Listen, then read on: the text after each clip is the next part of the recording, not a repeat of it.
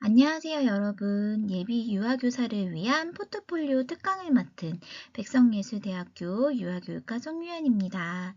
오늘 우리는 예비 교사로서의 전문성과 열정을 담은 교사 포트폴리오에 대해서 알아보려고 합니다. 취업을 앞두고 준비할 것들이 많아질 시기인데요. 이 특강이 여러분들한테 큰 도움이 되기를 바라봅니다. 그럼 다 같이 시작해 보도록 하겠습니다. 자, 본 강의의 목적은 예비 유아교사들이 자신의 역량과 교육 경험을 효과적으로 전달할 수 있는 포트폴리오를 구성하도록 지원하는 것을 목표로 합니다. 이를 위한 이 강의의 목차를 살펴보자면 첫 번째로 포트폴리오란 무엇인지, 그 다음 포트폴리오의 구성 요소와 작성 방법을 알아보고요. 실제로 우수 사례 분석 부분에는 실제 우리들의 선배들의 포트폴리오를 분석해 보도록 하겠습니다. 그리고 또 실습을 통해서 작성하는 방법을 익히도록 할 거고요. 마지막으로는 현재 유치원에서 근무하고 계시는 현직 교사 인터뷰를 통해서 우리가 포트폴리오를 만들 때 면접 과정에서 어떤 부분에 주안점을 두어야 하는지 구체적으로 알아보면서 유익한 시간이 되도록 구성하였습니다. 포트폴리오란 무엇일까요? 아래 세 가지 소재를 가지고 살펴봅니다. 자, 첫 번째 포트폴리오란 어떤 것인지 한번 알아보도록 할게요. 포트폴리오는 본래 서류 가방이나 서류집을 뜻하는 말이었다고 합니다. 그래서 포트는 가지고 다니다, 폴리오는 잎사귀에서 유래한 종이라는 뜻이에요. 종이를 가지고 다니다. 그래서 이러한 어원에서 파생돼서 작품이나 성과 등의 경력을 정리한 자료집이라는 의미가 탄생했다고 합니다. 자, 그렇다면 유아교육에서의 포트폴리오는 어떤 것일까요? 우리 유아교사에게 포트폴리오는 취업 전후로 두 가지로 나눌 수 있습니다. 취업 전에는 교사 자신의 포트폴리오, 그리고 취업 후에는 우리 반 아이들의 포트폴리오, 이렇게 유아교사에게는 두 가지의 포트폴리오가 필요하다고 볼 수 있어요.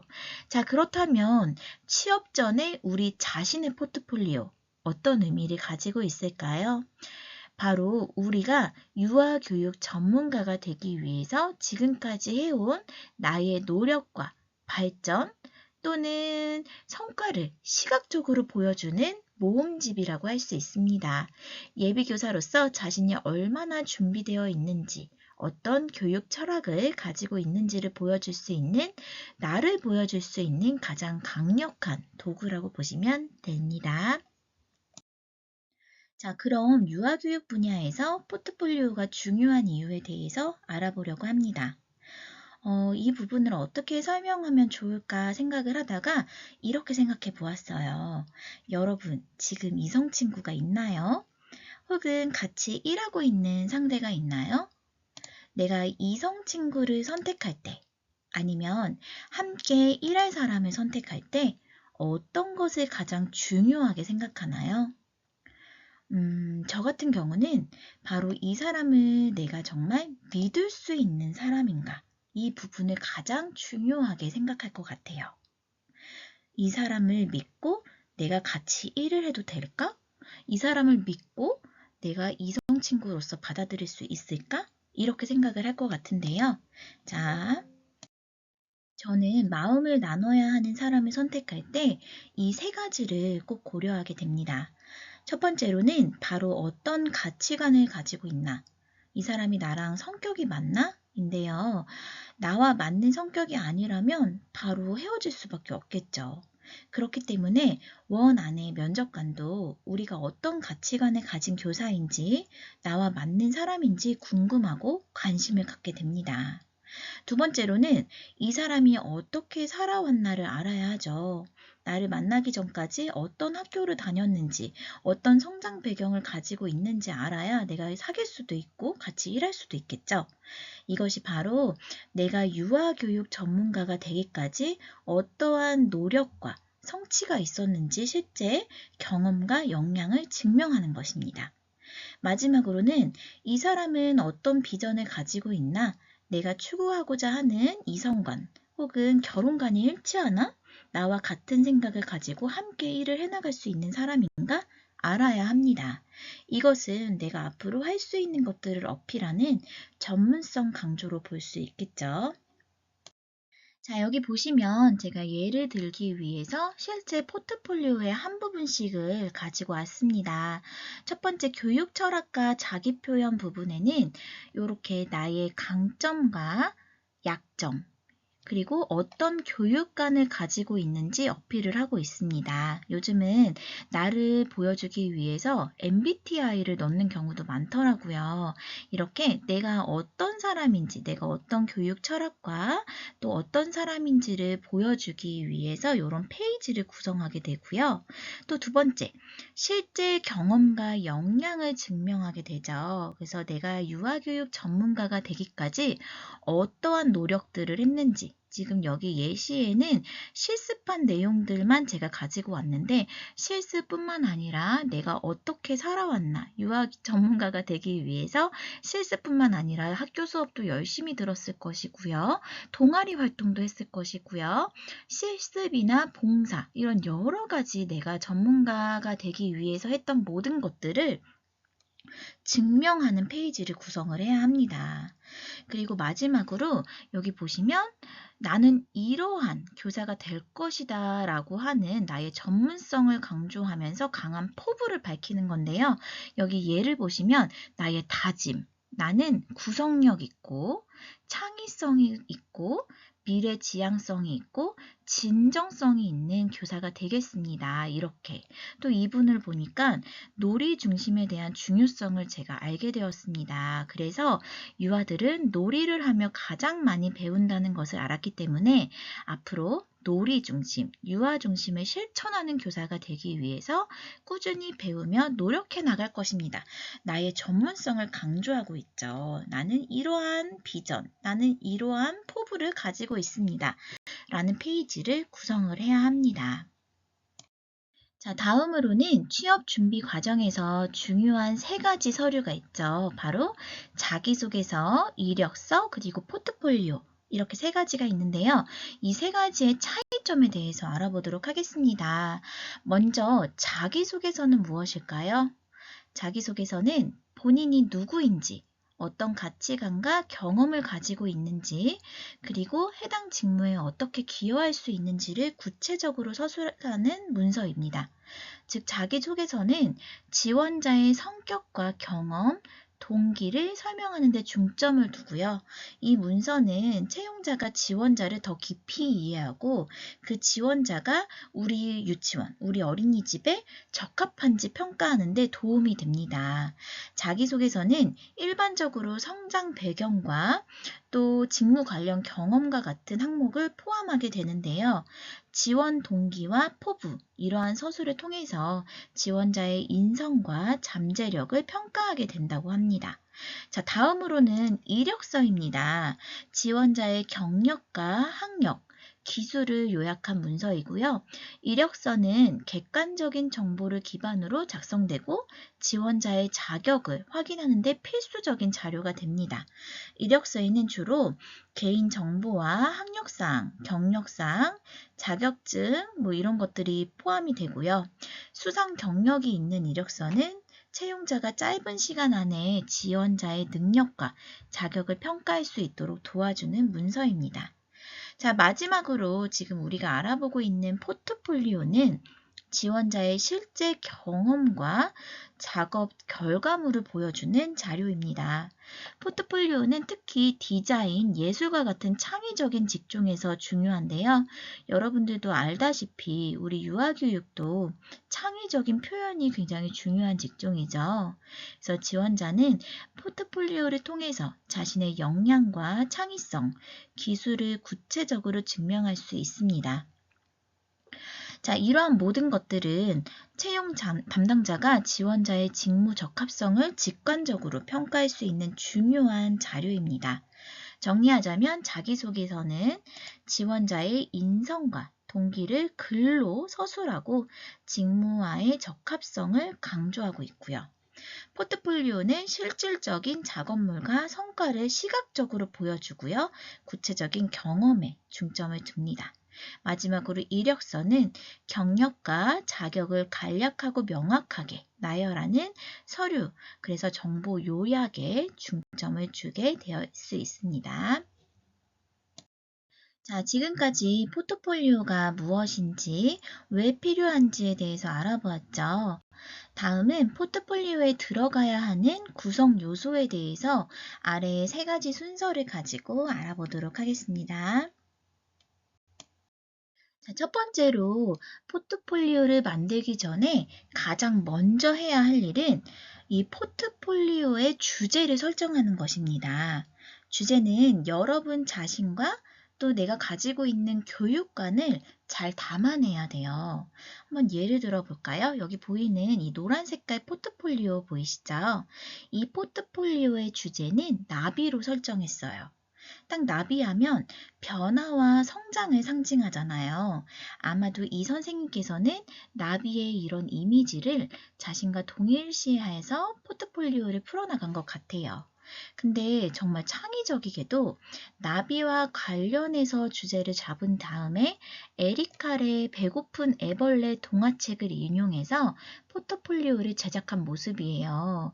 동화책을 접목해서 포트폴리오를 작성하는 것은 우선 전문성 있어 보이는 이미지뿐만 아니라 포트폴리오의 디자인도 동화책의 색감과 그림을 사용해서 편리하게 만들 수 있는 이점이 있어요. 이처럼 자신이 설정한 주제가 뚜렷하게 정해지면 포트폴리오 전반에 걸쳐서 일관성 있는 메시지를 전달할 수 있습니다. 여러분도 이런 식으로 유아교사란 무엇인가? 나는 유아교사로서 어떤 이미지인가? 이런 자신만의 답을 찾아서 주제를 정해보세요. 또 다른 포트폴리오의 주제도 한번 살펴볼게요. 여기 보시면 여러분들의 선배인데요. 돋보기를 닮은 유아교사 양혜원입니다. 이렇게 써 있죠.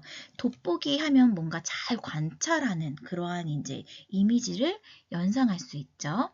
또 여기 보시면 백지 같은 교사라고 되어 있어요. 백지 같은 교사 땡땡땡 이렇게 하면은 뭔가 하얀 바탕에 물드는 것 이런 것들을 상상하게 되잖아요. 그래서 알록달록 예쁜 색깔로 물드는 그러한 이제 이미지를 줄 수가 있습니다. 또 여기 보시면 나의 신념, 나의 교육관을 이렇게 하는 것도 있어요. 유아의 놀이와 발견을 이끄는 교사. 나를 지칭하는 이러한 멘트를 주제로 삼을 수도 있고요. 또 여기 보시면 아동을 온마음으로 사랑하는 교사 땡땡땡을 소개합니다. 성실함, 노력파, 열정 가득 이렇게 적어 놓으면 또 그 사람의 이미지를 떠올릴 수 있을 것 같아요. 또 이 교사는요. 햇빛이라고 적어 놓았어요. 나는 햇빛 같은 교사입니다. 이렇게 되어 있죠. 이유는 햇빛의 따스함처럼 유아들에게 따뜻한 교사, 햇빛의 뜨거움처럼 뜨거운 열정을 가진 교사, 햇빛이 지구에 주는 이로운 영향력처럼 유아들에게 이로운 영향력을 주는 교사가 되고 싶기 때문입니다. 자, 이렇게 이 포트폴리오의 주제를 잡는 것이 제일 중요한 것 같아요. 그래서 여러분들도 잠시 화면을 멈추고 내가 어떠한 주제를 잡으면 좋을까 한번 생각해 보는 시간 갖도록 해보세요. 자, 포트폴리오 주제를 선택했다면 이번에는 목차를 만들어야 합니다. 목차는 여러분들의 포트폴리오 전체를 설계하는 지도 같은 역할을 해요. 그렇기 때문에 면접관들이 필요한 정보를 쉽게 찾을 수 있도록 목차를 상세하고 체계적으로 작성하는 것이 좋습니다. 어떤 포트폴리오는 위쪽이나 옆쪽에 인덱스를 사용해서 면접자들이 빠르게 궁금한 부분을 찾을 수 있도록 구성하기도 해요. 여기 보시면 이렇게 인덱스를 붙인 것을 볼 수가 있겠죠. 그렇기 때문에 만약 인덱스가 없는 포트폴리오라면 아래에 숫자로 페이지를 넣거나 아니면 목차에서 좀 세세하게 작성을 하는 것도 방법이겠죠. 목차의 내용과 순서는 선생님들의 이야기를 풀어내는 것이기 때문에 정해진 규칙 없이 다양한 방식으로 만들면 됩니다. 선생님들 개개인마다 정말 창의적으로 다양한 방법으로 구성을 하기 때문에 저는 포트폴리오에서 교사분들의 창의성과 그리고 감각을 살펴보게 되더라고요. 선배들의 예시를 한번 살펴보도록 해요. 자, 아까 전에 봤던 그 나비를 주제로 했던 그러한 그 동화책을 사진을 이렇게 가지고 오니까 굉장히 일관성 있는 목차가 만들어지는 것을 볼 수가 있겠죠. 그래서 목차 챕터 1, 2, 3, 4 해서 이렇게 목차의 제목도 동화책에 나와 있는 말들을 인용해서 적은 것을 볼 수가 있겠어요. 그리고 굉장히 세세하게 작성한 것들을 볼 수 있습니다. 또 여기 보니까 예비교사 줄이니를 소개합니다. 1, 2, 3, 4 이렇게 되어 있고요. 또 여기 아이들의 희망을 키워주는 교사 해서 목차의 구성들을 보시면 전부 다 똑같지가 않아요. 순서도 다르고 내용도 다르고 어떻게 짜였는가도 다릅니다. 그렇기 때문에 여러분들 나만의 개성을 살릴 수 있는, 나만의 창의성을 살릴 수 있는 목차 구성이 중요하다라는 점 알려드리도록 하겠습니다. 자, 목차를 만들었다면 그 목차에 맞게 이 포트폴리오에 어떤 내용을 담을지 구체적으로 알아보도록 해요. 대부분 포트폴리오의 첫 부분에 나를 소개할 수 있는 이력서와 자기소개서를 넣더라고요. 하지만 지원서를 메일로 보낼 때 이력서와 자기소개서를 함께 보내게 되어 있어서 이 부분은 넣어도 되고 안 넣으셔도 됩니다. 간단하게 여기 보이시죠? 선배들처럼 한 장으로 이렇게 요약을 해서 만들어도 되고요. 포트폴리오는 이렇게만 해야 되는 짜여진 폼이 없기 때문에 이 부분을 이렇게 선배들처럼 한 장으로 만들어도 무방합니다. 또 이력서와 자기소개서를 넣고 싶은데 PPT로 구성하기가 어려울 경우 혹은 미리 캠퍼스나 캔바를 사용하는 경우에도 이런 이력서와 자기소개서를 어떻게 넣어야 될지 난감한 경우가 있어요. 그럴 때는 한글로 작성을 한 다음에 그림 파일로 변환을 해서 이렇게 활용하는 것도 좋은 방법입니다. 앞서 말했듯이 요즘에는 자기소개서에 성격 유형 검사를 넣는 경우도 있다고 해요. 그리고 또 원장님들마다 또 각기 생각이 다르셔서 MBTI를 물어보는 원장님들도 요즘에 많이 계시다고 합니다. 그렇기 때문에 내가 만약에 내 성격 유형이 ESTJ다. 라고 하면 이 ESTJ의 단점보다는 이 장점을 찾아가지고 이 부분을 이렇게 적어 놓으면 뭔가 나를 더욱더 나의 강점을 어필할 수 있는 꿀팁이 될 수도 있겠죠. 그래서 이런 것들도 요즘에는 많이 넣어 놓는다고 얘기를 하고 있고요. 여기 보시면 제가 내용을 다 블러 처리를 하기는 했지만 이렇게 자기소개서를 이렇게 간단하게 간추려서 한 장으로 또 넣는 경우도 있다고 합니다. 그래서 이런 식으로 이력서 및 자기소개서 페이지를 만들어 주시면 좋을 것 같아요.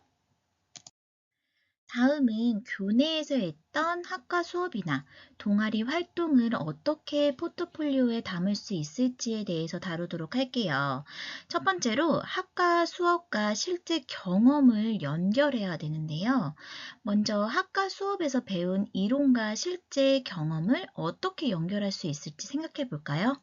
이 부분이 포트폴리오에서 정말 중요해요. 예를 들어서 유아 발달 수업에서 배운 내용을 바탕으로 아이들의 발달 단계에 맞춘 활동을 설계하고 진행한 경험을 구체적으로 적어주는 거예요. 또 만약에 놀이지도 수업이라면 놀이 중심 교육 과정을 실천하기 위해서 이러한 자유놀이를 구성해 봤다든지 디지털 시대에 살고 있는 유아들의 배움을 실천하고자 AI 디지털 놀이를 접목한 숲놀이 활동을 만들어 본 경험을 적어볼 수 있겠죠. 이렇게 수업에서 배운 이론을 실제로 어떻게 적용했는지를 연결하는 것이 핵심입니다. 그리고 이걸 잘 보여주기 위해서는 수업 계획서나 워크숍 계획안 같은 자료도 함께 첨부해 주는 게 좋아요. 하지만 단순히 사진이나 계획안만 넣는 게 아니라 그 활동을 통해서 내가 무엇을 배웠고 또 어떤 생각을 했는지를 짧은 에세이나 저널 형태로 작성해서 넣는 것도 중요해요. 여러분들 수업 시간에 이렇게 저널을 작성했던 기억들이 있죠. 그 저널들을 한번 살펴보면서 아, 그래, 이 수업이 굉장히 의미가 있었지라고 생각하는 것들이 있다면 그걸 그대로 여기로 가지고 와서 작성해보는 것도 아주 좋은 방법일 것 같아요. 그래서 이걸 통해서 내가 교사로서 어떤 통찰을 얻었는지를 보여줄 수 있거든요. 또 두 번째로는 동아리 활동과 역량을 연결하는 것입니다. 그래서 다음으로는 동아리 활동을 어떻게 담을 수 있는지, 다음은 교내에서 했던 학과 수업이나 동아리 활동, 어떻게 포트폴리오에 담아낼 수 있을지 얘기해 보도록 하겠습니다. 첫 번째로 학과 수업과 실제 경험 연결하기, 이렇게 제목을 정했는데요. 학과 수업에서 배운 이론과 실제 경험을 어떻게 연결할 수 있을지 생각해 볼까요?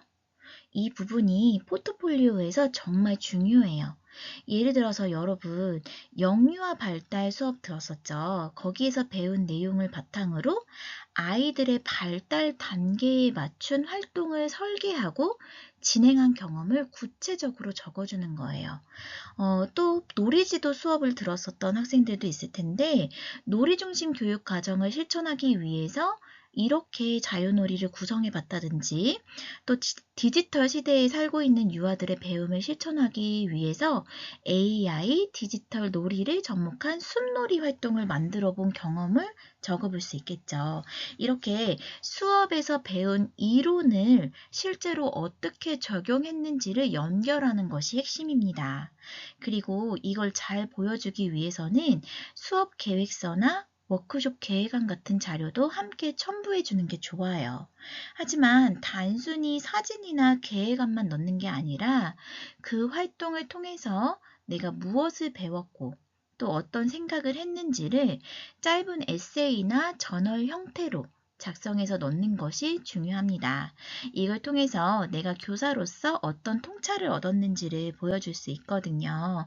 그래서 여기 선배들의 활동 계획안 넣은 모습들 여기 활동 계획안이거든요. 이렇게 같이 넣어주는 것이 좋고요. 그리고 또 여기 보시면 사진이나 활동 계획안만 넣는 것이 아니라 밑에 짧은 에세이나 저널 형태로 여러분들 수업 시간에 아마 저널 쓰기도 했던 걸로 제가 알고 있는데요.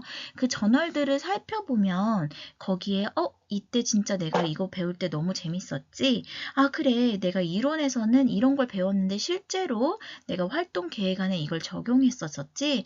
여기서 내가 이런 걸 느꼈었어. 했던 것들이 있다면 여기다가 적어주는 것이 좋을 것 같아요. 그래서 이런 식으로 사진, 또 모의 수업 계획안, 또 밑에 저널 형식의 느낌, 이런 것들을 적으면서 페이지를 채워 넣을 수 있습니다. 자, 그리고 두 번째는 동아리 활동과 역량을 연결해야 합니다. 동아리 활동을 어떻게 담아낼 수 있을지 생각해 볼게요. 동아리 활동은 사실 리더십이나 협역 능력, 그리고 문제 해결 능력을 보여줄 수 있는 좋은 기회예요. 예를 들어서 땡땡 동아리에서 협력하는 방법을 배웠고 이를 유아들과의 그룹 활동에 적용했다. 같은 식으로 내가 동아리 활동을 통해서 무엇을 배웠고 그게 어떻게 유아교사로서의 역량을 키우는데 기여했는지 명확하게 서술해 보는 거예요. 또 동아리에서 진행했던 프로젝트가 있다면 혹은 캠페인 아니면 뭐 이런 여러 가지 활동의 결과물들이 있을 거잖아요. 그런 것들을 사진이나 보고서 같은 것들을 첨부하면 훨씬 더 좋겠죠. 이런 실질적인 결과물이 있으면 포트폴리오가 더 눈에 잘 띌 거예요. 다시 한번 강조하고 싶은 것은 이런 활동들이 내가 교사로서 성장하는데 어떤 도움이 되었는지 성찰하는 부분을 꼭 글로 포함을 해야 합니다. 단순히 활동을 나열하는 것만으로는 부족하거든요. 이렇게 학과 수업과 동아리 활동을 포트폴리오를 구성을 하게 되면 내가 유아교사로서 어떻게 성장해 왔는지 더 명확하게 드러날 거예요. 너무 부담 갖지 말고 자신이 배운 것들과 느낀 것들을 진솔하게 담아내면 됩니다. 자, 이번에는 현장 실습에 대해서 살펴보도록 하겠습니다. 현장 실습은 봉사활동과 교육 실습을 포함한 다양한 경험들이 있을 텐데, 이 경험들을 포트폴리오에 어떻게 담을지 알아보겠습니다. 첫 번째는 봉사활동을 포트폴리오에 담는 방법인데요. 봉사활동은 교사로서의 사명감, 그리고 책임감을 보여줄 수 있는 좋은 기회입니다. 봉사활동을 하면서 얻은 경험은 유아교사로서 어떤 영향을 미쳤는지 구체적으로 적어보는 것이 중요합니다. 여러분들이 봉사활동에 갔을 때 맡았던 역할들이 있죠. 그래서 나의 역할과 이 활동이 아이들의 관계 형성이나 아니면 교사로서의 역량을 키우는데 어떤 기여를 했는지 설명해 주세요. 예를 들어서 땡땡 봉사활동을 통해서 유아들과의 소통 방법을 배웠고 이를 수업 시간에 자연스럽게 적용할 수 있었습니다. 이런 내용을 넣으면 너무 좋겠죠. 그리고 또 여기다가 아이들과 함께 했던 활동 사진이나 활동에 대한 간단한 보고서를 함께 첨부하면 더 효과적일 거예요.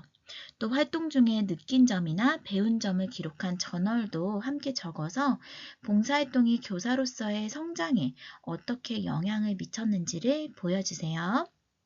자, 두 번째로는 교육 실습을 포트폴리오에 담는 방법입니다. 교육 실습은 실제로 교사로서의 역할을 경험해 볼 수 있는 매우 중요했던 기회죠. 이론과는 또 다른 현장 경험을 통해서 배운 것들을 포트폴리오에 잘 녹여내는 것이 필요해요. 실습에서 진행했던 수업이나 활동을 구체적으로 설명하고요. 또 그 과정에서 배운 점을 적어주세요. 예를 들어서 교육 실습 기간 동안 주도적으로 무슨 활동을 설교했고요. 아이들과 함께 진행하면서 유아의 발달 특성에 맞는 수업을 설계하는 방법을 배웠습니다. 이런 내용을 넣으면 좋습니다. 또 여기에도 마찬가지로 실습 중에 사용했던 수업 계획서나 활동 지도안을 포함시켜서 실질적인 증거를 보여주세요. 또 실습 중에 겪었던 어려움들 다 같이 있죠. 다 하나씩은 있을 텐데 이것을 극복하면서 배운 점을 적어보는 것도 좋은 방법입니다. 이렇게 현장에서 얻은 교사로서의 통찰을 구체적으로 적으면 포트폴리오가 더 완성도 높아질 거예요. 마지막으로는 여기서 딱 끝내는 것이 아니라 자기 성찰과 성장 과정, 이렇게 봉사활동과 교육 실습을 통해서 교사로서의 역량을 어떻게 키웠는지 성찰하는 것도 중요한 부분이에요. 단순히 활동 내용을 나열하는 것만으로는 부족하기 때문에 그 경험들이 교사로서의 성장을 어떻게 도왔는지 구체적으로 적어보면 좋겠죠.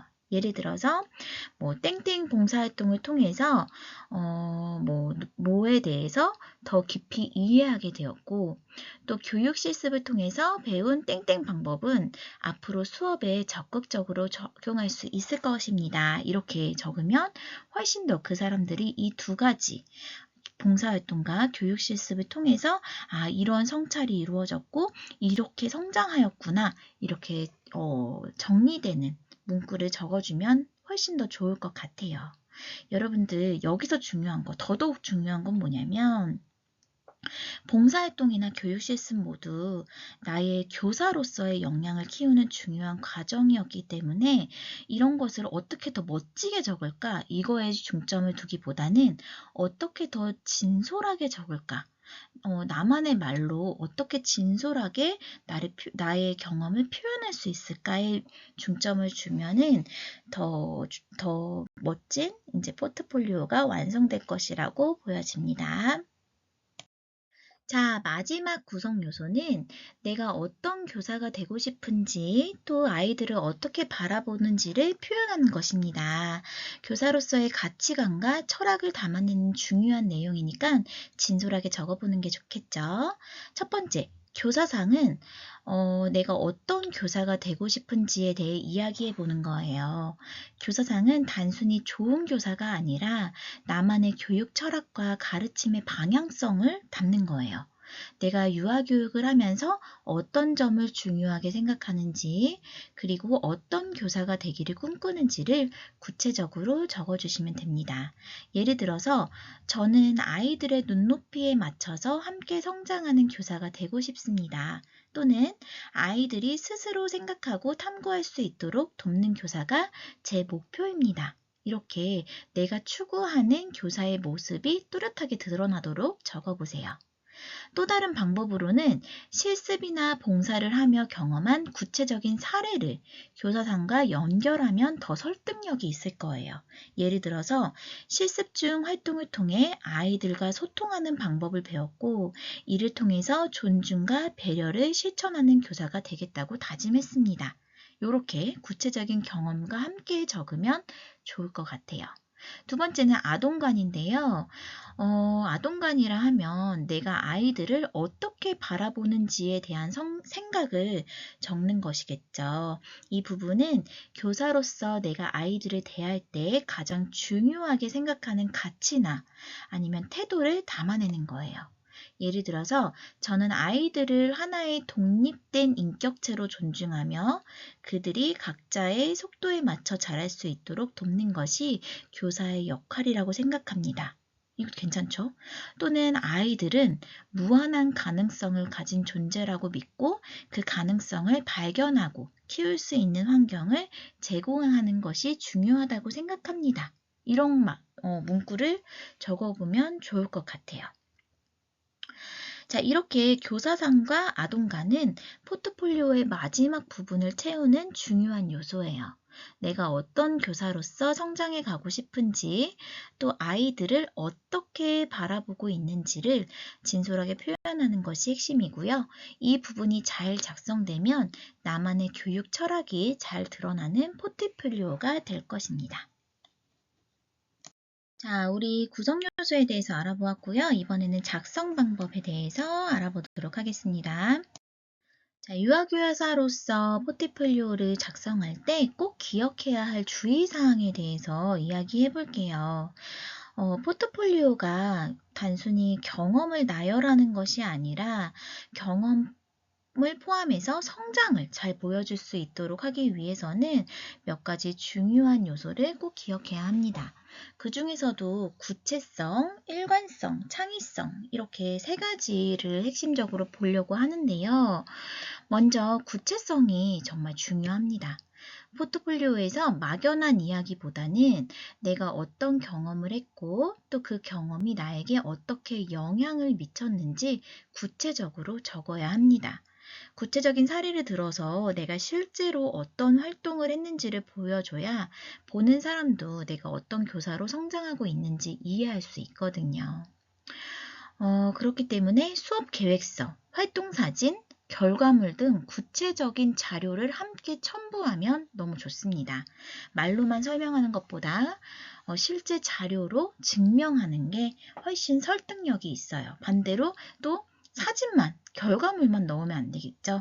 또 그거에 따른 나의 저널 혹은 에세이, 짧은 에세이 이런 식으로 글로도 작성을 해야 된다는 것을 여러분들께 얘기해 주고 싶네요. 두 번째, 일관성이에요. 포트폴리오의 각 부분이 따로 놀면 안 되고 전체적으로 내가 추구하는 교사로서의 가치관과 철학이 일관되게 잘 드러나야 해요. 처음부터 끝까지 하나의 스토리로 연결되면 보는 사람도 내가 어떤 교사로서 성장하고 있는지 한눈에 파악할 수 있겠죠. 예를 들어서 내가 아이들과의 소통을 중요하게 생각하는 교사라는 철학을 가지고 있다면 포트폴리오 전체에서 그 철학이 반영된 사례를 지속적으로 보여줘야 돼요. 교육 실습, 봉사활동, 교사상 이런 모든 부분에 일관되게 나의 교사로서의 가치관이 드러나면 포트폴리오의 완성도가 높아질 수 있습니다. 자, 마지막으로는 창의성과 독창성이라고 얘기를 했는데요. 굉장히 중요하죠. 많은 사람들의 포트폴리오가 비슷한 내용으로 채워질 수 있기 때문에 나만의 독창적인 아이디어나 활동을 보여주면 차별화할 수 있어요. 특히 유아교육에서는 창의적인 활동을 많이 하게 되니까 그 부분을 잘 표현하는 것이 포인트입니다. 예를 들어서 뭐 AI 디지털 놀이를 접목한 숲놀이 활동, 이런 색다른 교육 방법을 사용한 경험이나 아니면 내가 직접 만든 교구나 자료를 굉장히 이거 되게 희한한데? 우와, 이거 되게 재밌다 라는 것들을 소개하는 것도 굉장히 좋겠죠. 자, 이번에는 포트폴리오의 디자인과 레이아웃 구성 방법에 대해서 알아보도록 하겠습니다. 포트폴리오는 나의 첫인상이라고도 할 수 있겠죠. 나에 대해서 아무것도 모르는 사람에게 나를 표현하는 거기, 나를 소개하는 거기 때문에 시각적인 측면과 내용이 모두 조화를 이루어서 표현이 되어야 합니다. 자, 그래서 제가 주요한 이 포트폴리오를 작성할 때 고려해야 할 주요 요소들을 알려드리려고 하는데요. 제가 이전에 이 짜여진 폼이나 이런 것들이 없기 때문에 자유로운 형식 속에서 만들어도 된다라고 얘기를 했습니다. 그렇지만 우리가 각 장마다 레이아웃도 다 모두 다르고 디자인도 다 다르게 한다면 일관성이 없는 굉장히 복잡한 포트폴리오로 만들어지게 되겠죠. 그래서 첫 번째는 일관성 있는 디자인이 중요합니다. 포트폴리오의 전체적인 색상과 글꼴 스타일을 통일시키면 훨씬 더 정리되어 있는 그러한 포트폴리오가 만들어질 수 있겠죠.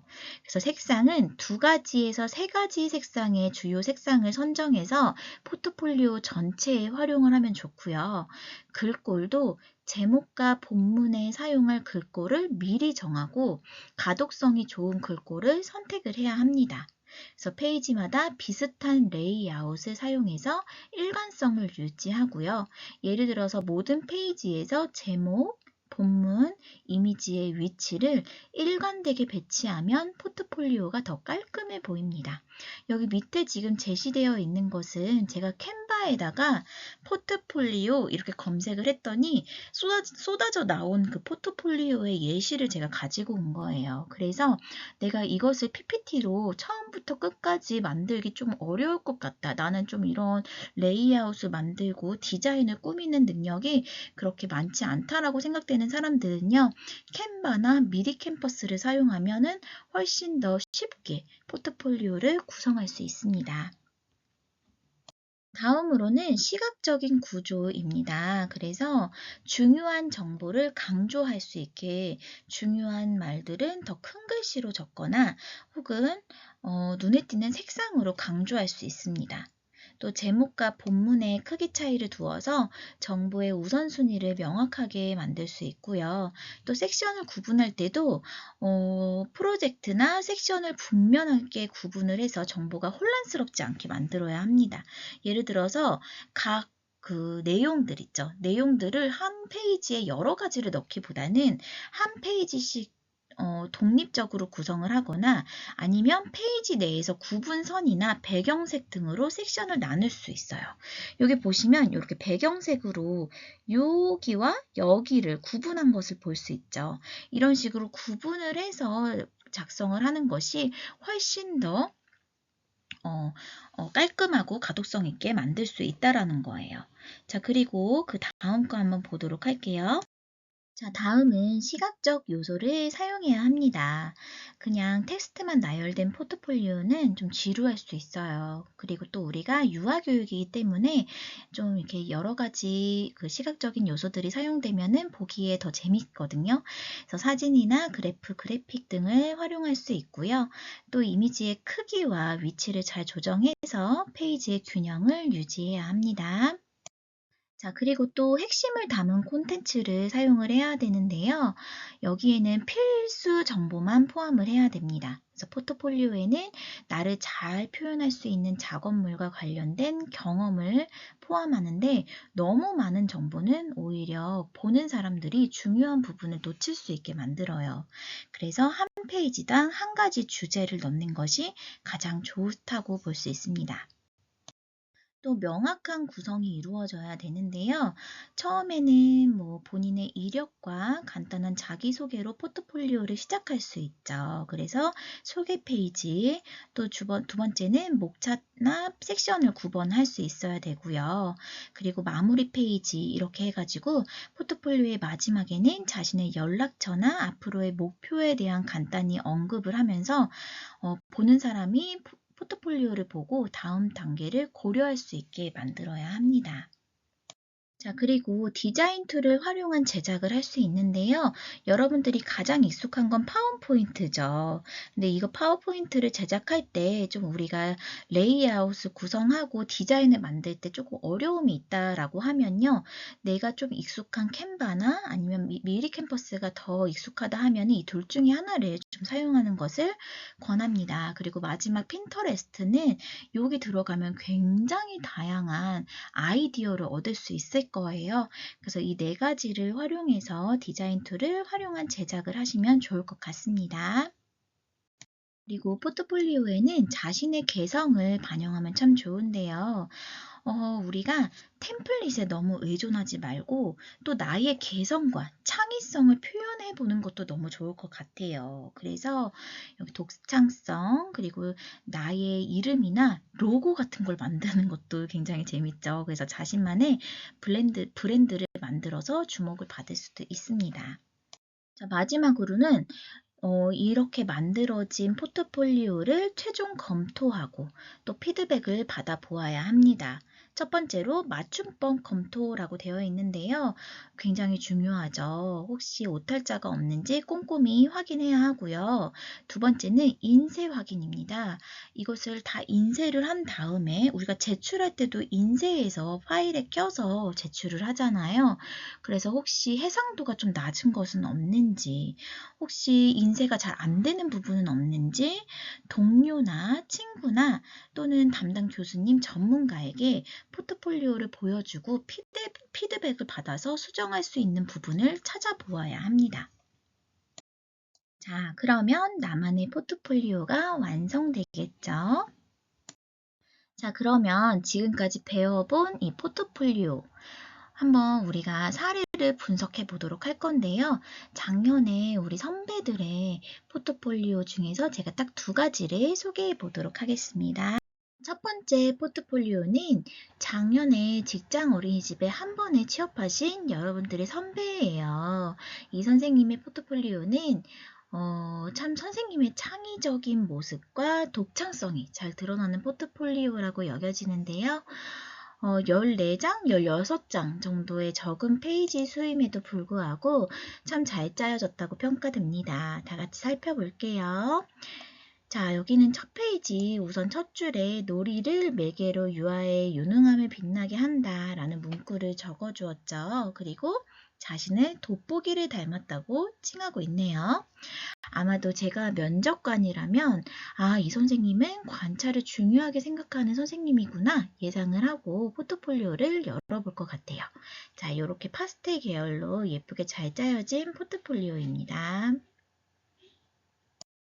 자, 첫 장을 넘겨보니 내가 왜 돋보기인가 이렇게 소개를 하고 있어요. 돋보기도 정말로 갖다 놓고 이 안에 관찰이라고 적어서 내가 생각하는 유아 교사의 핵심 자질은 바로 관찰이다 이렇게 되어 있죠. 그래서 나를 표현하는 이렇게 첫 장을 만들어 놓은 걸 볼 수 있습니다. 그리고 이 포트폴리오는 우리가 앞서 배운 것처럼 두 개, 세 가지의 색상과 글꼴을 아주 적절하게 잘 사용을 했어요. 그래서 뭔가 현란하지 않고 정돈된 모습을 보이죠. 선생님께 여쭤보니 이 포트폴리오는 미리 캠퍼스를 사용했다고 합니다. 자, 다음 장 한번 보도록 하겠습니다. 자, 선생님께서도 이제 첫 장에 이력서와 자기소개서를 넣어 주었는데요. 이렇게 사진과 함께 자기의 이제 인적 사항을 간단하게 요약해서 한 장으로 만든 모습을 볼 수 있어요. 자, 요것도 너무 깔끔하게 잘 해놓았고요. 자, 그리고 나를 표현하는 성장을 위한 성찰들이 어떤 것들이 있었는지를 이렇게 네 가지의 단계로 만들어서 보여주고 있습니다. 그러니까 자기소개서를 이렇게 만든 거라고 보시면 될 것 같은데 결국 여기서 보여주고 싶은 건 뭐냐? 스스로 분석해 나가며 성장의 기회로 삼아 유아의 유능함을 빛나게 하는 교사가 되어 나가겠습니다. 이런 멘트를 하기 위해서 그거에 관련된 나의 소개들을 이렇게 적어 놓았나 봐요. 근데 이 페이지가 눈에 싹 들어오는 이유가 레이아웃 구성을 참 잘한 페이지예요. 그렇죠? 색상과 글꼴도 통일된 것이 보이고요. 그리고 강조하고 싶은 거는 크기를 좀 더 키워서 우리 눈에 싹 들어올 수 있도록 잘 구성한 페이지입니다. 이 페이지는 좋은 교사를 향한 도약 해가지고 자기가 여태까지 했던 그러한 과정들을 이렇게 한 줄, 여기도 그렇죠. 또 뒤에도 보시면 여기도 전공 전문성 향상 이력 그리고 필수 교육 이수한 것을 연도별대로 이렇게 일렬로 배열을 했어요. 그러니까 우리 눈에 한눈에 쏙 들어오고 또 시각적인 요소를 적절히 참 잘 사용했구나 라고 느낄 수가 있겠죠. 제가 면접관이어도 아마 이 부분에서 정리를 참 잘했네. 이 선생님 센스가 있네. 이렇게 생각을 할 것 같아요. 자, 다음 페이지도 이렇게 미래 교실 운영 꿈꾸기. 참 이런 타이틀 제목을 잘 적어 놓은 것 같아요. 이런 것들은 자기 머리에서 나온 거거든요. 너무 타이틀도 잘 정하고 또 그 밑에 미래 나의 교실을 어떻게 운영할까? 어떠한 인재상을 목표로 교육을 할까? 교사로서 나는 무엇을 해야 할까? 자, 자기의 모든 교사상 아동관이 다 들어가 있는 이런 질문을 던져놓고요. 그에 대한 대답을 이렇게 그래프 형식으로 띡띡띡띡 배치한 점도 참 예쁘고 잘 정돈된 모습이에요. 이 선생님은 참 자기의 포트폴리오의 독창성을 참 두드러지게 잘 보여준 그러한 이제 결과물이라 보시면 될 것 같습니다. 자, 다음 페이지는 유아의 생각이 살아 움직이는 교실 이렇게 해서 내가 수업 전문성을 갖추기 위해서 이러한 것들의 과정을 배웠습니다. 이런 것들을 나타내고요. 거기에는 사진 자료 그리고 어떤 것들을 했는지 이렇게 학교에서의 생활을 또 자신만의 타이틀을 만들어서 이렇게 보여주고 있지요. 여기도 현장 적응력 지니기라고 해서 교육봉사와 교육실습 이렇게 색상으로 섹션을 구분한 점도 참 잘했고요. 특히 여기 작성한 내용을 보면 봉사와 실습에서 이런 걸 경험을 했고 그것을 통해서 이런 데서 교사로서 성장할 수 있었다, 배워나갔다 뭐 이렇게 마침표를 하면서 일목요연하게 작성한 점도 참 잘했어요. 그리고 여기에는 창의적이고 감성이 풍부한 교실이라고 해서 예술과 생태 감수성을 향상할 수 있는 내용들을 적어 놓았어요. 난 동아리 활동을 통해서 유아들에게 춤과 노래를 통한 공연을 했었고 여러 숲 관련 활동을 실행할 수 있었다. 또 도서 토론에서 동화책을 읽고 생각을 나누며 다양한 관점으로 상황을 바라보는 태도를 기를 수 있었다. 어떤 것들을 하며 이렇게 교사로서 성장할 수 있었다를 이렇게 잘 표현을 해주었네요. 이 페이지 보시면 미래 인재로 성장하는 교실에서 미래 역량을 갖춘 교사로 성장하기라고 되어 있고요. 내가 디지털 리터러시를 갖추기 위해서 했던 수업들의 내용을 이렇게 정리해 놓았어요. 딱 봐도 너무 한눈에 쏙 들어오죠. 선생님께서 이렇게 센스 있는 제목을 잘 만들어서 넣어주셨는데요. 그걸 보면서 그 교사의 정말 창의적이다. 이게 글도 잘 짓네. 이런 것들을 이제 면접관들은 파악을 할 수 있고요.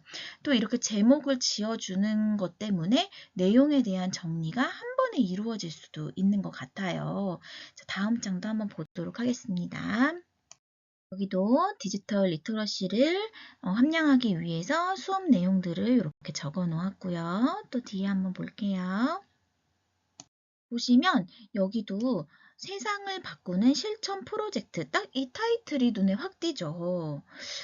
제가 면접관이라면 나는 그 많은 수많은 포트폴리오를 봤는데 이런 타이틀은 여기서 처음 봤어. 이거 무슨 얘기를 하고 싶었던 거지? 라고 호기심을 가질 것 같아요. 이 선생님께서 이러한 센스 있는 타이틀을 참 잘 적는다고 했잖아요. 그래서 저 또한 여기에서 호기심을 갖고 글씨를 한번 읽어보았어요. 이게 뭘 나타내는 거야? 그랬더니 이 선생님께서는 작은 실천이 세상을 바꾸는 데 있어 첫걸음이라고 생각했대요. 그래서 자기가 막 너저분한 이런 사물함 위쪽을 어떻게 하면 학생들이 깨끗하게 사용할 수 있을까? 문제를 발견하고 목표를 설정하고 계획을 세우고 결과를 예측한 다음에 실제로 실천해 보았대요. 이런 정리 안내문을 학교에다가 붙여가지고 곳곳에 붙여봤더니 정말로 이렇게 깨끗해진 모습을 보일 수 있었다라는 거죠. 이 페이지 하나만으로도 저는 이 선생님이 어떤 인성을 가지고 있고 어떤 실천력을 갖고 있고 또 어떻게 이 사람이 문제 해결을 하는지 이런 것들을 다 파악할 수 있을 것 같아요. 이 페이지 굉장히 잘했다라고 저는 생각이 들거든요. 이런 식으로 나를 표현할 수 있는 나의 장점을 부각할 수 있는 페이지를 잘 염두에서 하나하나 만들어 나가는 것. 이것이 우리에게 필요한 이제 독창성, 창의성인 것 같아요. 자, 이 페이지 보셔도 서로 존중하고 협력하는 교실이다. 인권 감수성을 바탕으로 협업을 경험했던 것들을 적어 놓았고요. 그리고 상도 받았네요. 공모전에서. 이 공모전도 그냥 붙여놓은 것이 아니라 인성 실천 공모전을 통해 교사의 인성 함량의 중요성과 내가 여기서 뭘 깨닫고 배웠는지를 꼭 적어 놓아야 합니다. 그리고 나의 포부를 나타내는 페이지죠. 마지막 다짐, 나는 이러한 교사가 되겠습니다. 라고 해서 자신이 생각하는 것들을 이렇게 정리한 것들을 마지막쯤에 넣어 놓았고요. 자, 그리고 여태까지 봐주셔서 감사합니다. 라고 얘기를 하고요. 나를 표현했던 돋보기 사진과 함께 내가 어떤 학급을 이끌어 나갈 건지에 대해서 적어 놓았습니다. 제가 면접자여도 크게 관심이 가는 포트폴리오라고 여겨지고요. 이걸 제작한 선생님은 어떤 선생님일까 굉장히 궁금해질 것 같아요. 참 잘한 포트폴리오 샘플이라고 저는 생각하고요. 여러분들도 이 포트폴리오를 보고 좀 많은 자극과 도움이 되었으면 좋겠습니다. 자, 두 번째 포트폴리오도 작년에 국공립 어린이집에 취업하신 여러분들의 선배예요. 이 포트폴리오는 앞에 보았던 포트폴리오하고는 좀 다르게 장수가 정말 많거든요. 44장으로 작성을 하였고요. 그리고 이렇게 보시면 아시다시피 세로로 만들었습니다. 제목은 땡땡의 그린 포트폴리오라고 해서 그린 색깔을 많이 사용했고요. 별다른 자기를 그린으로 나타낸 의미는 없었어요. 대신 뒷장을 보시면 내가 생각하는 교사상을 자기에게 대입해서 유아의 놀이와 발견을 이끄는 교사다 하고 나를 소개하고 있죠. 이렇게 사진하고 이름 같이 넣어서 두 번째 장을 만든 모습이에요. 저는 이렇게 웃는 사진이 들어간 포트폴리오를 굉장히 좋아해요. 왜냐면 보다 보면 그 사람이 어떤 사람인지 모르지만 계속 웃고 있는 사진이 노출되면서 그 사람의 이미지가 굉장히 좋게 보이더라고요. 그래서 사진을 넣을 때는 무표정한 사진보다는 웃고 있는 사진들 위주로 많이 넣으시면 좋을 것 같습니다. 자, 이렇게 목차를 처음에 적어 주었고요. 아무래도 페이지 수가 많다 보니까 여기에 세부 목차도 함께 적어주면 좋았을 것 같아요. 그 부분이 조금 아쉽지만 그래도 깔끔하게 잘 정리되어 있네요. 자, 앞에 세부 목록을 적어 놓지 않았다 보니까 이렇게 하나씩 챕터를 만들어서 세부 목록까지 적어준 모습을 볼 수가 있습니다. 여기에는 이력서, 자기소개서, 증명서류가 들어가 있겠네요. 우리 처음부터 한번 볼게요. 이력서는 따로 작성하기보다는 한글에 있었던 것을 그림 파일로 변환해서 넣은 모습입니다. 자기소개서도 마찬가지로 한글 파일을 변환해서 가지고 왔고요. 그리고 다음 장은 이력서에 작성했었던 이제 뭐 자격증이나 상장 같은 것들을 증명하는 서류를 넣어 주었어요. 자, 두 번째는 교내 활동이에요. 교내 활동은 학과 활동과 동아리 활동 이렇게 두 가지를 넣어 놓은 모습입니다. 처음으로 학과 활동은 내가 학교에서 전문가가 되기 위해서 배운 내용들을 담은 페이지예요. 처음 유아 과학교육이라고 해서 사진과 함께 짧게 기술을 해놓았어요. 어떤 것을 워크숍을 통해서 어떤 거를 하였고 또 이 부분에서 내가 배움을 얻을 수 있었다. 교사로서 성장할 수 있었다를 짧게 기술을 해놓은 모습을 볼 수가 있습니다. 자, 두 번째도 아동 수학 지도인데요. 내가 수학 교육 중에서 기초적인 측정 내용을 배웠어요. 이론을 배웠고 이거를 워크숍으로 우리가 실행을 해보았는데 어떻게 했냐? 손 크기 측정하기로 내가 해보았다 해서 이렇게 했던 것들 계획안과 같이 이제 적어 놓은 모습을 볼 수 있습니다. 그리고 워크숍 했던 것들도 문제 제시하기, 관찰 및 기록하기, 해결 방법 공유하기, 워크숍 분석하기 이렇게 순서대로 넣어놓은 모습을 볼 수가 있습니다. 또 다른 학과 활동의 모습들도 이렇게 넣어주었고요.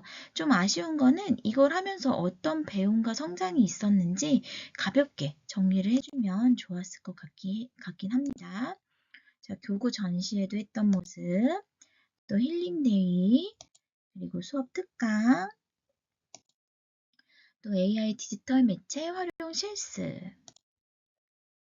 이런 것들, 유아사회 프로젝트 여기는 이제 동아리 활동이죠. 그래서 어떤 동아리에 내가 있었는지 이곳에서 내가 어떤 역할을 하였고 여기서 어떤 것들을 만들었는지 뭐 이런 것들 또 여기 보시면 숲축제, 뭐 연구 및 경험 이런 것들을 통해서 내가 자연과 친숙한 교사로 성장할 수 있었다.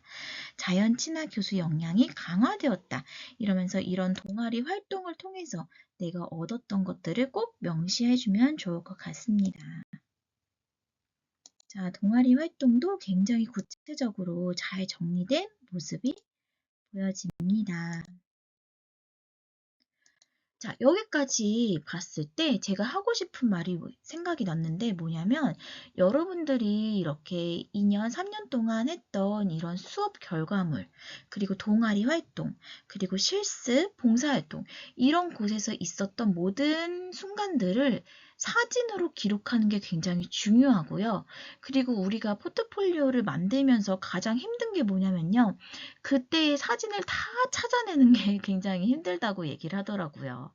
그래서 그 사진을 지금부터 이렇게 하나하나 정리를 해놓는 그런 것들이 필요하다라고 보시면 될 것 같아요. 그래서 포트폴리오 만들 때 그때 이제 막 사진을 찾으려고 하면 너무 힘드니까 우리가 시간이 날 때마다 그 포트폴리오 파일 폴더를 하나 만들어서 거기에 내가 여태까지 했던 사진들을 많이 넣어놓는 게 필요하고요. 지금부터라도 수업이나 수업 내용이나 아니면 동아리 활동 그리고 봉사 뭐 이런 곳에서 많은 사진들을 잘 찍어놨으면 좋겠어요. 특히 내가 나오는 사진들. 그런 것들을 많이 준비해 놓으면 포트폴리오를 작성하는데 조금 더 수월할 수 있습니다. 자, 다음 섹션은 바로 실습이에요. 실습 정보와 나의 수업 어떤 것들이 있었는지 한번 보도록 하겠습니다. 자, 이 선생님 같은 경우는 2023년 여름방학 기간 중에 교육 실습을 진행을 했고요. 자, 어떻게 했는지 단위 수업, 연계 수업, 올데이는 모두 5세 반에서 진행을 했다고 하네요. 그래서 어떤 것들 했는지 단위 수업, 연계 수업, 그리고 올데이 이렇게 사진과 또 어떤 것들을 하였는지 작성해 놓은 모습을 볼 수 있습니다. 그리고 이 선생님은 수업 때 교구를 만들 때 계획안을 한데 모아서 이렇게 제시를 하고 있어요. 아마도 이걸 한글 파일로 가지고 오다 보니 뭔가 좀 정돈된 모습을 보이고 싶어서 하나로 모아 놓은 것 같은데 한번 살펴볼게요. 이렇게 미술 수업, 동화 구연, 수업 계획안이죠. 수주자 게임, 자연물 놀이감 이렇게 교구 계획안까지 잘 넣어놓은 모습입니다. 자, 마지막으로는 나의 교육관이라는 섹션을 만들어 놓고 나는 이러한 교육관을 가지고 있는 사람이다 라고 하면서 감사합니다 마침표를 찍게 되었죠. 이렇게 페이지 수는 굉장히 많지만 일목요연하게 이렇게 정리를 해놓다 보니까 보는 사람들도 굉장히 장수는 많아도 깔끔하게 잘 넘어가면서 볼 수 있네 라고 평가를 할 것 같아요. 그래서 깔끔하고 예쁘게 만들었던 요 포트폴리오도 여러분들께 한번 보여주고 싶었습니다. 자, 우리 함께 실습 한번 해보도록 하겠습니다. 처음부터 끝까지 만들 거는 아니지만 어떻게 사용하는지는 여러분들이 알아야 나중에 활용할 수 있을 것 같아서 간단하게 보여주도록 하겠습니다. 먼저 캔바 들어가 주시고요. 회원 가입이 안 되어 있는 사람들은 회원 가입을 하시면 될 것 같아요. 그래서 로그인 해주시면 바로 이렇게 저는 자동 로그인이 되고 있거든요. 우리가 사용하려는 것들이 전부 다 무료 버전이기 때문에 돈이 들어가지 않아요. 그래서 모두 다 한번 이거 실습 같이 해보시면 좋을 것 같습니다. 자, 여기다가 여기 검색창이 있죠? 검색창에다가 우리가 검색을 해줄 건데 어떤 걸 검색하느냐? 내가 포트폴리오에 사용하면 좋을 것 같은 색감 혹은 내가 선택한 주제, 뭐 나비나 돋보기나 뭐 이런 것들이 될 수 있겠죠. 이런 것들을 검색창에 한번 쳐보는 거예요. 그래서 적절한 것들을 여러분들이 찾아내시면 되거든요. 저는 만약에 내가 주제가 나비다. 그러면 여기다가 나비라고 한번 쳐서 엔터 누르면 여기 굉장히 많은 나비 템플릿들과 그리고 모형들이 디자인들이 나오기 시작해요. 여기 왕관이 있는 거는 유료 버전이고요. 여기 이렇게 왕관이 없는 건 무료 버전이에요. 그래서 저 같은 경우는 뭐 여기 나비들이 정말 많은데 요 템플릿 굉장히 고급스럽고 예쁜 것 같아요. 요거를 클릭하시면 이렇게 여러 가지 페이지를 여기서 벌써 만들어 놓았거든요. 여기에 나의 말만, 여기에 뭐 포트폴리오, 나는 송유연입니다. 뭐 이렇게 나비를 닮은 송유연, 뭐 이렇게 송유연 선생님, 뭐 이렇게 해도 굉장히 간단하게 멋진 포트폴리오를 완성할 수 있어요. 또 만약 나는 이런 주제 말고 색감으로 해보고 싶다 하는 사람들은요. 여기다 뭐 파스텔 톤이 좀 예쁘잖아요. 파스텔 이렇게 쳐볼까요? 그럼 또 굉장히 많은 파스텔 템플릿들이 이렇게 제공이 되고 있습니다. 이건 무료죠. 또 여기 보시면 여기도 무료인 것들도 굉장히 많이 있어요. 그럼 이런 것들을 하나하나 열어서 이거 너무 예쁜데요? 깔끔하고 예쁘고 그리고 우리가 배운 내용 중에서 너무 많은 색감을 사용하진 않았나. 글꼴은 또 이렇게 통일하는 게 좋다고 했고요. 그래서 요 템플릿으로 제가 한번 제작을 해보도록 하겠습니다. 무료 버전이니까 여러분들도 할 수 있죠. 자, 첫 페이지에는 나를 나타내는 글을 쓰는 게 같아요. 저는 어떤 걸 할까요? 지금 예를 드는 거기 때문에 뭐 따뜻한 교사 이런 식으로 그냥 간단하게 적어볼게요. 따뜻한 마음을 가진 교사 송유연입니다. 이렇게 적으면 되겠죠. 근데 글씨체가 이런 것보다는 조금 우리가 보기에 가독성이 좋은 글씨체가 더 나을 것 같아요. 그래서 여기서 하는 거구나. 글꼴이 여기 이렇게 제공되는 것들도 많이 있고요. 요런 것들도 아이고 예쁘네요. 이렇게 아니면 여기 왕관이 없는 글씨 중에서 저는 요 글씨도 이쁜 것 같아요. 근데 눈에 딱 띄는 글씨체 요것도 예쁘네요. 그래서 이렇게 글씨를 여러분들이 원하는 걸로 바꾸면 될 것 같아요. 그리고 글꼴 색깔도 이렇게 보시면 좀 검은색으로 이렇게 바꿔서 이렇게 완성을 할 수 있습니다. 여기에는 포트폴리오 이렇게 적어주면 좋을 것 같아요. 여기도 글씨체를 좀 바꿔서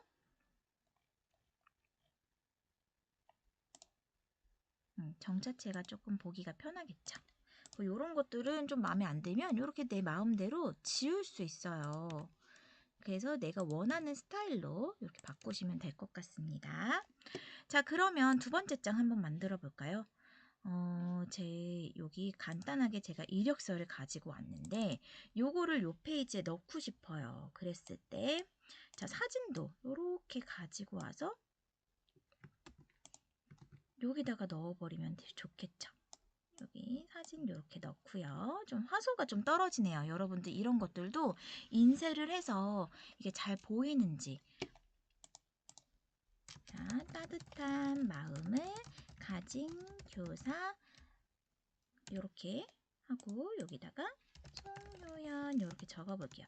글씨체나 글씨 뭐 색상이나 뭐 이런 것들은 여러분들이 마음에 드는 것으로 바꾸면 될 것 같아요. 그래서 이런 부분은 뭐 생년월일 이렇게 하고 84년 11월 13일 이렇게 하고요. 또 여기 보시면 뭐 여기 뭐 할까요?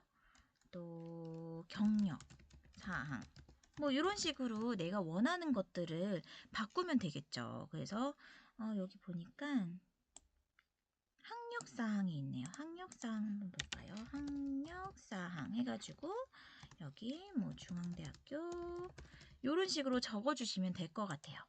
굉장히 쉽죠. 이미 짜여져 있는 이런 것들을 내가 사용해서 내 포트폴리오로 바꿔버리기만 하면은 되기 때문에 적은 노력에도 굉장히 멋진 퀄리티를 낼 수가 있다라는 점. 여러분들 이렇게 해서 나중에 여기 프리젠테이션 누르시고요. 그리고 프리젠테이션 딱 누르면 이렇게 잘 되어 있구나. 내가 원하는 스타일대로 잘 만들어졌어. 다음엔 공유 누르시는 거예요. 그런 다음에 다운로드 누르시면 이거를 우리가 PDF 파일로 받을 수가 있습니다. 그 외에도 뭐 그림 파일로도 저장은 할 수 있는데 PDF 파일이 가장 좋겠죠. 다운로드 하시면 이제 내 파일이 되고요. 이렇게 만들어진 포트폴리오는 우리가 인쇄를 해서 파일에다가 넣어서 가지고 가는 것도 있지만 우리가 이거를 PDF 파일로 자기소개서 이력서를 제출할 때 같이 내는 것도 하나의 방법이라고 보시면 될 것 같아요. 자, 그래서 여기까지 실습을 마무리하도록 하겠습니다. 자, 마지막으로 현직 교사 인터뷰 시간을 가져보도록 하겠습니다. 우리에게 도움을 주실 선생님은 현재 동탄 리더스 유치원에 계시는 김다슬 선생님입니다. 함께 만나볼게요. 안녕하세요. 백성예술대학교 예비선생님들. 저는 유치원 담임교사 8년 차이자 7세 부장교사 5년 차 유아교사 김다슬입니다. 만나서 반갑습니다. 오늘은 제가 곧 유아교사가 되실 선생님들께 포트폴리오와 면접과 관련된 질문에 답을 해드리려고 해요. 선생님들의 취업을 위해 애써주시는 교수님께서 우리 백성예대 선생님들께서 궁금해하시는 내용과 꿀팁을 전해줄 수 있냐고 멋진 제안을 주셔서 저도 기쁜 마음으로 이렇게 영상을 켜게 되었습니다. 질문에 대한 답을 제 개인적인 경험과 원장님들께 자문을 구한 내용을 바탕으로 하나씩 답해보도록 할게요. 먼저 포트폴리오와 관련된 내용입니다. 취업에 포트폴리오가 중요한가요? 네, 포트폴리오는 취업에 중요한 키가 됩니다. 일단 저는 포트폴리오의 퀄리티에 따라서 합격 유무가 결정되는 것이 아니고 포트폴리오의 존재만으로도 합격 유무가 달라진다고 봅니다. 왜냐하면 생각보다 포트폴리오를 준비하지 않는 선생님들이 너무 많아요. 그렇기 때문에 내가 포트폴리오를 준비했다는 것만으로 취업에 대한 의지와 열정이 보이기 때문에 이미 거기에서 많은 차이가 난다고 볼 수 있습니다. 그렇기 때문에 선생님들께서 여러 유치원의 합격 목걸이를 받고 싶으시다면 포트폴리오를 준비하시는 걸 추천드립니다. 자, 두 번째 질문. 포트폴리오 작성 시 어려웠던 점은 저는 당시엔 컴퓨터 작업 능력이 그렇게 좋은 편이 아니었어요. 그래서 친구들이 만든 포트폴리오가 아기자기하고 삐까뻔쩍해서 너무 멋져 보이는 거예요. 그래서 나 이대로 괜찮은 거지? 하면서 많이 걱정했던 기억이 있는데요. 하지만 저는 글쓰기와 포트폴리오 내용적인 부분에 자신이 있었기 때문에 디자인적인 요소는 깔끔하게 포기하고 보다 제 강점을 강조하는 데 신경을 썼어요. 나의 포트폴리오에서 가장 정성을 쏟은 부분은 저는 한다면 하는 사람입니다 라는 걸 강조하는 데 가장 많은 정성을 쏟았어요. 여기에서 제 흑역사를 다시 한번 공개해야 되는데요. 제가 1학년 1학기 때 학점이 2점대였어요. 우리 선생님들 2점대 학점 포트폴리오에 넣으실 건가요? 아니죠. 그런데 저는 넣었습니다. 왜냐하면 저는 이후 많은 노력 끝에 4.35 학점을 받고 성적 장학금도 받는 경험을 했는데요. 이걸 위해서 제가 굉장히 많은 노력을 했을 거잖아요. 그 부분을 강조함으로써 제가 얼마만큼 책임감 있는 사람인지, 한다면 하는 사람인지를 강조하려고 했었어요. 사실 사람은 누구나 다 부족한 점을 가지고 있잖아요. 저도 그렇고 또 특히나 수행교사로 일을 하게 되면 다른 경력 선생님들과 비교해서 내가 부족한 점이 더 크게 느껴질 수도 있어요. 그리고 사실 그걸 원장님들도 알고 계시거든요. 저도 포트폴리오에 제가 얼마나 완벽한 사람인지에 대한 어필보다는 내가 얼마만큼 할 수 있는 사람인지에 대한 가능성을 강조하기 위해서 이 부분을 강조해서 만들었습니다. 선생님들도 딱 2가지 정도의 내 포트폴리오 컨셉을 잡고 그 부분을 최대한 강조할 수 있는 부분들을 넣으시면 좋을 것 같아요. 면접 시 포트폴리오에서 어떤 부분을 중점적으로 확인하였나요? 일단 말씀드리면 이거는 제가 면접봤던 모든 원의 공통적인 부분이었는데요. 면접은 이력서와 자기소개서 중심으로 이루어집니다. 그 내용을 기반으로 먼저 질문을 하시고요. 포트폴리오는 내가 쓴 이력서와 자기소개서를 뒷받침하는 근거 자료예요. 그렇기 때문에 이력서와 자기소개서, 포트폴리오가 연계성 있게 만들어지면 좋습니다. 제 포트폴리오를 보시고 가장 많이 하셨던 질문은 실습했던 내용과 실습에서 얻었던 그런 경험들에 대한 걸 가장 많이 물어보셨고요. 인간성을 확인할 수 있는 사항들에 대한 질문을 많이 하셨어요. 여기에서 제가 포트폴리오와 관련된 꿀팁을 알려드리려고 하는데요. 선생님들 이력서와 포트폴리오에 무조건 웃는 얼굴을 많이 넣으셔야 돼요. 아무래도 유아교사는 유아들의 전인적인 교육을 맡아서 지도하는 사람이기 때문에 품성이나 인성을 많이 보는 경우가 있어요. 선생님들께서 웃는 모습을 통해 나의 긍정적인 모습을 어필하시면 많은 도움이 될 겁니다. 2번째 꿀팁은 포트폴리오 제출 방법인데요. 아마 공고에는 이력서와 자기소개서를 제출하라고 나와 있을 거예요. 그런데 선생님들, 내가 만든 포트폴리오를 PDF로 변환해서 내가 이력서와 자기소개서를 낼 때 함께 첨부해서 내는 거예요. 이력서와 자기소개서를 낼 때 포트폴리오를 함께 제출하게 되면 이 선생님 포트폴리오 준비했네? 이 선생님의 포트폴리오 내용을 보니 괜찮은 분인 것 같아. 우리 한번 면접 볼까? 하고 면접 연락이 올 기회가 훨씬 더 많아져요. 이거는 진짜 꿀팁이니 꼭 자기소개서와 이력서를 넣을 때 포트폴리오도 PDF로 변환해서 함께 제출하시길 바랍니다. 3번째 꿀팁. 글은 간소화하고 사진을 많이 넣으세요. 관리자분들께서 긴 글을 꼼꼼하게 읽어보실 시간이 많지 않습니다. 선생님들께서 어떤 사람인지, 어떤 경험을 많이 했는지 사진 위주로 많이 넣으셔서 쉽게 보시고 파악을 하실 수 있도록 준비하는 것을 추천드려요. 다음 4번째 꿀팁. 내 성격의 단점은 굳이 쓰지 마라.